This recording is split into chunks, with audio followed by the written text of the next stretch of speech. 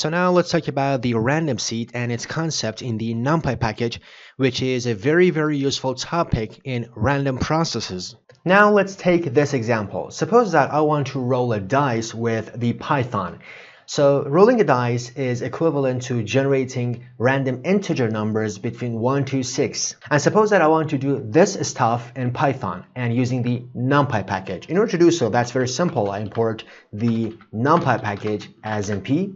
Then I simply type np.random, and then I want to use a function called randint, which is used for generating random integer numbers. So I want to generate random integer numbers between 1 to 6. So I should pass 1 and 7. And maybe you ask why 7 and not 6? Because this value is exclusive, not inclusive. And then I should simply pass size equals to 3. Because as I have mentioned, suppose that I want to generate 3 random integer numbers between 1 to 6. It is equivalent to rolling a dice for 3 times. And then I store the results, let's say, in a variable, let's say called x. Now if I print the x variable, you can see here is the results, and it is equivalent to rolling a dice and seeing 4 the first time, and the second time you roll a dice, seeing 3, and the third time you roll a dice, for example, you may see 4. That's it. And if I run the code again and again and again, you can see it is possible to get different results. Why? Because it's exactly like rolling a dice, which is totally random, and this process is also random. So whenever you roll a dice, it is possible to get different results, and also it is possible to get the same results. For example, if you roll a dice and see 6, it is possible to roll a dice and again see 6. And it is possible to roll a dice and again see 6. Of course, the probability of that event is not very high, but it is possible. So this is the reason I use the term possible. So whenever I run the code, it is possible to get different results. Why? Because it's a random process. And now suppose that I'm a teacher of a small class, and these are my students, Muhammad, David, Ali, and Alex. And suppose that I want to define a homework for these guys, and they're going to do their homework. And for doing their homework, they need 3 random numbers between 1 to 6. And this is not an imaginary example, this is a real example. Because as you know, there are some subjects like, for example, bank queue simulation, which, for example, in this subject, students want to simulate the bank queue. And in order to do their homework, they need, for example, 3 initial random numbers from the normal distribution or whatever distribution it is. So generally, in order to do their homework, they need to start with, for example, let's say 3 initial random numbers. And suppose that I, as a teacher, ask the students to, for example, generate 3 random numbers and do their homework based on these 3 numbers. So as you can see, for example, Muhammad goes and runs this code, and if he runs the code, for example, he gets 625. And David runs the code again, he will get, for example, something like 515. And for example, Ali runs the code again, and he will get 325. And Alex, for example, would get something like this. So as you can see, every student is going to get different results, is going to get different random numbers.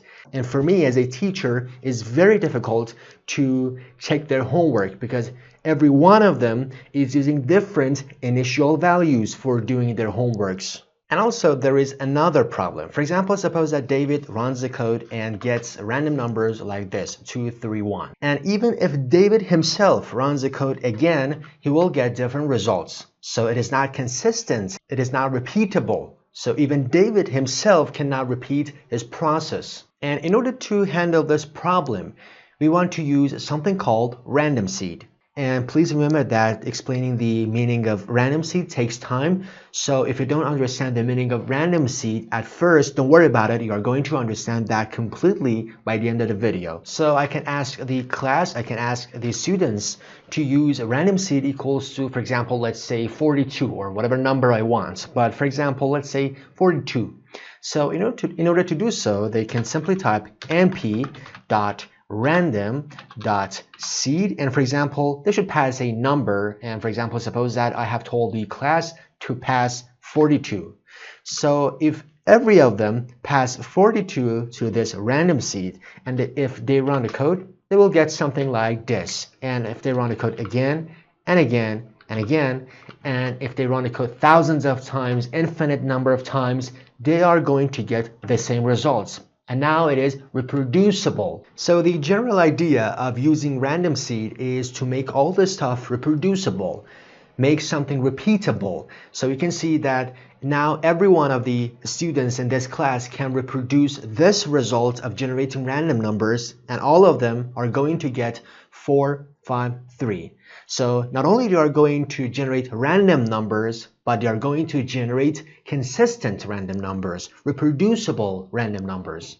So as long as anyone passes 42 to numpy.random.seed, they are going to get the same results. But for example, if anyone passes another number to numpy.random.seed, for example, suppose that someone passes 0 to numpy.random.seed, and if he runs the code, he will get something like this.